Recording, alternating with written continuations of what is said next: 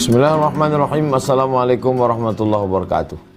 Ketika seorang melakukan dosa besar, tapi dia sudah bertobat, dia ampunan Allah, dia tahu ampunan Allah besar, namun dia merasa Allah belum mengampuninya karena terngiang akan dosanya. Bagaimana perasaan seperti itu, Pak Ustadz? Dari pemuda akhir zaman. Selama ini tahunya Ustadz akhir zaman, rupanya ada pemuda akhir zaman. Antum tahu sholat subuh kita tadi diterima? Enggak. Antum tahu udah dapat Lailatul Qadar? Enggak. Antum tahu sudah dapat 1 titik doa makbul di hari Jumat? Enggak. Jadi kok dibilangnya ada yang tahu taubatnya diterima? Kita ini tetap merasa pendosa. Ilahi lastulil firdausi ala. Itu kan pernyataan orang yang tak layak masuk surga karena merasa berdosa. Jadi kalau dia bertanya, bagaimana perasaan seperti, memang mesti begitulah perasaan kita. Jadi orang yang bertobat itu bukan, alhamdulillah Pak Ustaz, saya sudah masuk surga nih Pak Ustaz. Lah, kita tetap merasa berdosa. Supaya waktu Rabbil firli wali walidayya itu menetes air mata kita mengenang dosa-dosa kita dulu. Tengoklah macam mana ulama-ulama dulu menghadapi kematian. Menangis mereka mengenang dosanya. Imam Syafi'i begitu. Abu Hurairah pun begitu. Dalam buku saya susun tentang 35 kisah baca. Mereka selalu merasa dirinya berdosa. Jangan pernah merasa diri kita suci penghuni surga. Saya selalu merasa diri saya banyak dosa, saya banyak silap, saya banyak salah. Saya merasa segala amal saya, pahala ceramah saya ini udah habis diambil oleh viewer, follower, dan subscriber. Pujian-pujian orang. Yang saya harapkan cuma satu, doa dari orang-orang soleh. Mungkin ada jamaah yang tulus ikhlas didoakannya saya. Kasih sayang Allah. Yang tak boleh itu putus asa dari kasih sayang. Saya mahasiswa agroteknologi pertanian. Bagaimana hukum rekayasa genetika pada tumbuhan? Apakah termasuk merubah ciptaan Allah? Karena di zaman sekarang kebanyakan makanan dihasilkan dari produk rekayasa genetika seperti padi, jagung, masih banyak tumbuhan lainnya. Mohon pencerahannya Pak Ustaz. Al-aslu fil asya al-ibahah. Hukum asal dari segala sesuatu halal apa haram? Halal. Hukum asal bukan haram. Hukum asal halal. Kapan dia menjadi haram? Ketika ada dalil yang dilanggar. Antum merubah anggur yang sebelumnya berbiji menjadi tak berbiji. Halal apa haram? Halal, karena al-aslu fil asya al-ibahah dalam muamalah. Kapan dia menjadi haram? Ketika diteliti ternyata rupanya yang rekayasa genetika ini memunculkan kanker.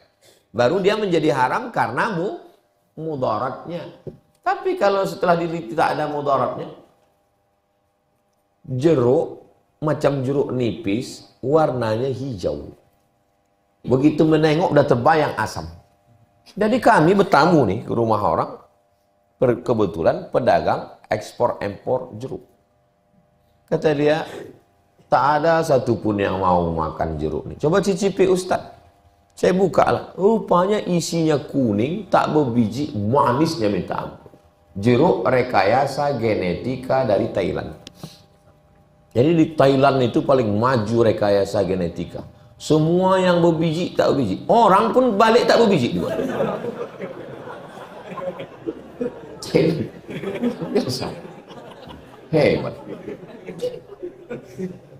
Antum jangan ke Thailand. Saya khawatir balik antum kena rekayasa. Itu ayam ras tuh. Itu rekayasa genetika. Dulu ayam kampung kan? Ayam kampung menunggunya. Dulu kita di kampung makan ayam itu 2 kemungkinan. Kalau tak kita sakit, ayam itu sakit. Menunggu ayam ini lama. Tapi begitu ayam ras ini, cepat rekayasa genetik. Padi pun begitu. Dulu setahun sekali. Rekayasa genetika, padi bisa setahun 2 kali. Menghasilkan. Jadi dia menjadi haram kalau menimbulkan efek negatif, mudarat. Ad-dararu yuzalu kaidahnya. Kalau ada mudarat, maka mudaratnya wajib dihilangkan. Apa hukum membaca sayyidina dalam sholat? Ada yang menggunakan, ada yang tidak. Apakah boleh dibaca Allahumma salli ala sayyidina Muhammad wa ala ali Muhammad? Karena salat ala sayyidina Ibrahim kama sallaita ala sayyidina Ibrahim wa ala ali sayyidina Ibrahim kama barakta ala sayyidina Ibrahim wa ala ali sayyidina Ibrahim. Ada yang membawa buku 99 tanya jawab salat? Hah? Bukakan tentang sayyidina.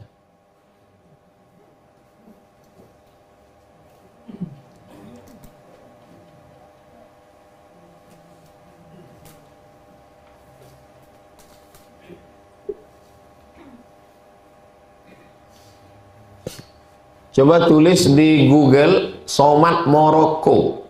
Langsung tak pakai spasi. SOMAD MOROCCO. Somad Morocco. Somad Morocco spasi Sayyidina.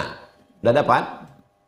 Saya tulis itu 14 Mei 2013. Udah 10 tahun. Lu kemana aja? Share di grup. Nah, udah share? Nah.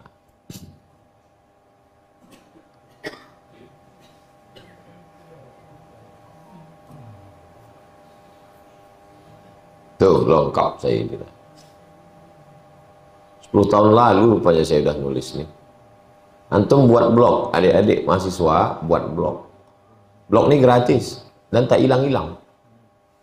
Apa yang terpikir di benak antum tulis di blog. Panjang pembahasan saya ini. Antum share di FB antum.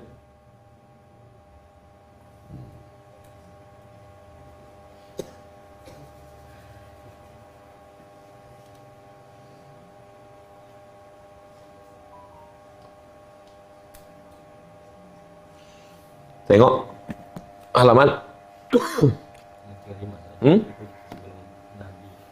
Halaman.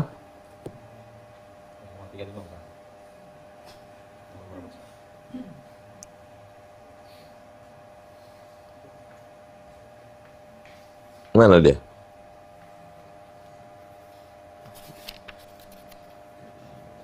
Ini. Menambahkan kata sedina. Halaman 71. Halaman 71.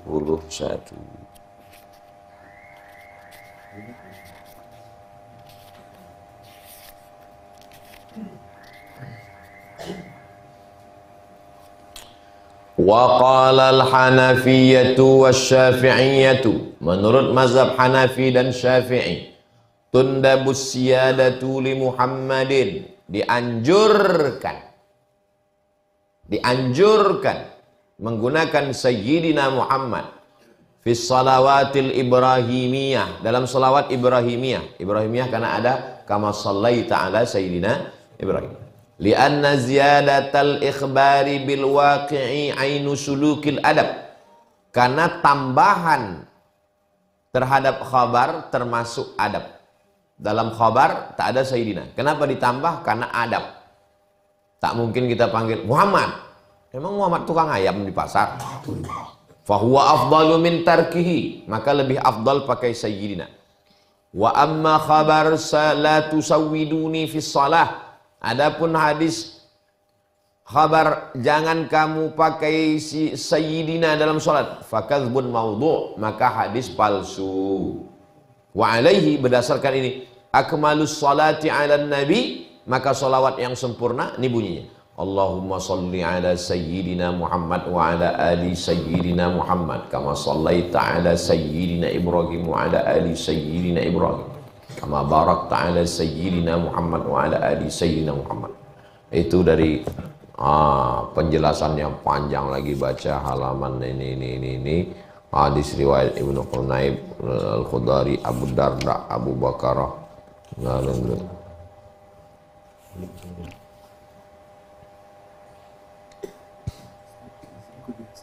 Fadhil.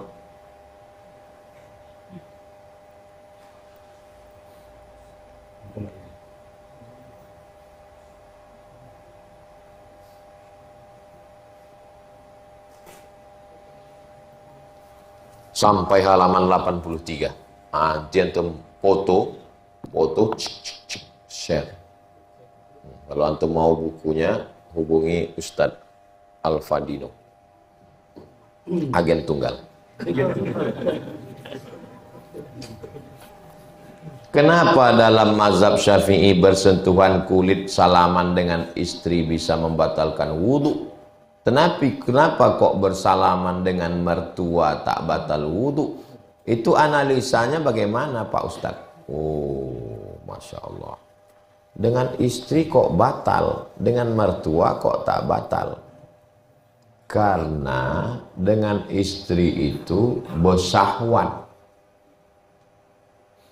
Ada syahwat. Dengan mertua tak bersahwat. Karena mertua itu emak kita sampai mati. Andai bercerai kita dengan istri kita itu, mak mertua kita itu tetap mahram mu'abbad, tak boleh dinikahi. Karena mak mertua itu adalah mak kita. Siapa yang bersahwat nengok mertuanya, berarti bersahwat menengok maknya. Itu alasan logika. Mahram mu'abbad, mu'abbad itu kekal abadi sampai hari kiamat. Tapi ada orang bersahwat nengok mertuanya Pak Ustaz. Ayam dia tuh. Bukan orang dia tuh. Nggak ada yang lebih lembut dari ayam Pak Ustaz. Anjing dia tuh. Bisa pula dia bersahwat nengok mertuanya. Berapa rakaat sholat witir itu Pak Ustaz? Paling banyak 11 rakaat. Yang lebih sedikitnya Pak Ustaz 9. Lebih sedikitnya 7. Lebih sedikitnya 5, lebih sedikitnya 3, lebih sedikitnya 2, 1. Teknis pelaksanaannya bisa 2, 2, 2, 2, 2, 2, 1. Bisa 11 rakaat, bisa 9 rakaat, bisa 7 rakaat. Tapi yang afdal 2, 1. Yang 2 itu apa namanya? Usolli raka'ataini minal witri. Aku sembahyang sunat 2 rakaat bagian dari witir atau muqaddimatal witri. Namanya muqaddimah witir. Setelah itu baru witir. Dia masih sepaket. Kenapa yang 2-1 lebih afdal? Karena Fatihah, karena iftitahnya 2 kali, salamnya 2 kali, tasyahudnya 2 kali. Maka yang 2-1 lebih afdal. Tapi kalau dibuatnya 3 rakaat 1 salam, jangan dibuat 2 tasyahud biar supaya tak sama dengan sholat maghrib. Nanti pas bulan Ramadan bisa dibuat 2, 1 atau 3 rakaat 1 salam. Sallu salatal witri salasa raka'atin asabakumullah. Bagus apa tak bagus? Bid'ah. Wa kullu bid'atin dhalalah wa kullu dhalalatin finnar. Kenapa ditambah-tambah itu ibadah? Itu bukan menambah ibadah. Yang namanya menambah ibadah itu dari takbiratul ihram sampai salam. Itu mau ngasih tahu makmum bahwa imam ini nanti witir 3 rakaat 1 salam. Karena kalau tak gitu makmum tak ingat. Kenyang perut lagi. Ayat imam ini pula panjang. Tanya kawan sebelah, ana witir nanti. Kalau laki-laki biasanya malu, tapi kalau perempuan di belakang tanya aja tuh, Pak Imam, witir kok apa tarawih? Lalu dijawab sama Imam, witir. 2-1 apa 3? Witir 3, 1 salam. Sekarang anak tanya tuh, mana yang bagus? Pakai Bilal, sallu salatal witri salasa raka'atin azabakumullah. Dengan cara satu lagi, witir 3, 1 salam. Mana yang lebih beradab? Kan bagus pakai Bilal tadi. Jelas? Bukan menambah-nambah ibadah. Bagaimana meyakinkan orang tua agar diberi izin untuk menikah?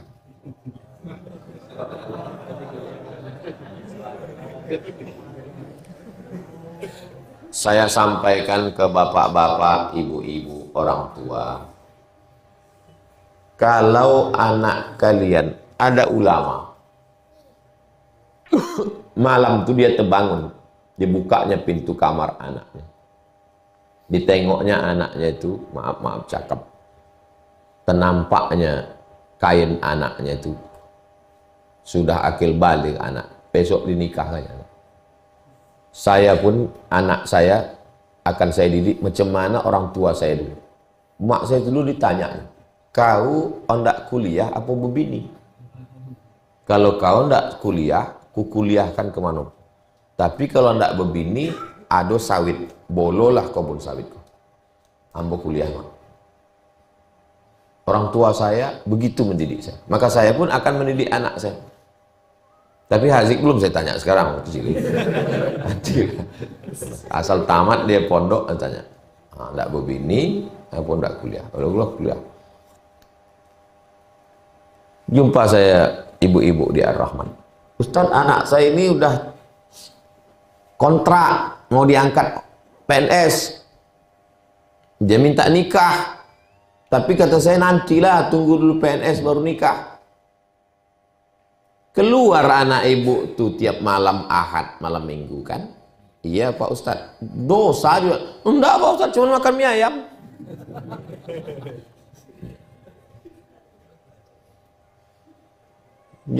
Jadi orang tua nih, ini saya nasihatkan ke orang tua, walaupun kalian tak datang, tapi kalian kan nonton juga video ini.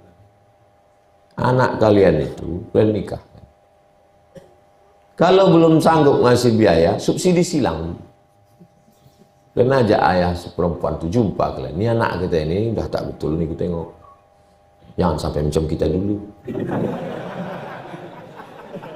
Nah, cukup lawak aja. Jangan sampai nyuguh dosa. Kita selamatkan anak kita ini. Mana kalau kita subsidi silang, nah, nikah kan. Yang kalian ikut saya lama nikah. Pulang 2008, umur 31. Lama belum nikah, karena saya menjaga emak saya 11 tahun saya menjaga emak saya. Dia maunya sama saya, adik saya nikah lebih dulu. Kalian yang tak ada halangan cepatlah nikah, karena kalau lambat macam saya udah tua, anak masih kecil. Walaupun orang bilang saya masih muda, nah, cepat kalian nikah, sukses kalian, insya Allah. Kawan-kawan saya yang nikah dulu, tamat orang tua kuliah S1 nikah, hidup juga dia sekarang, punya rumah juga dia sekarang, punya keluarga dia sekarang. Dia punya rumah, punya kendaraan, punya keluarga, punya kerja, punya anak. Udah lajang, udah kuliah. Saya anak kecil. Bukan berarti lambat nikah tuan tuh. Nah, jadi bapak ibu yang khawatir, nanti kalau anak ini nikah makan apa? Loh, di mana letak iman kita? Wa ma min dabbatin fil ardi illa 'ala Allah rizquha. Tapi bagi yang kuliah saya sarankan, selesaikan dulu kuliah itu. Karena kalau berat itu nulis skripsi lagi, ngurus anak lagi. Tak akan mungkin antum bisa sambil mencuci, ngurus anak, ngurus skripsi. Selesaikan dulu cepat-cepat selesai. Habis selesai itu, wisuda pagi, zuhur itu nikah.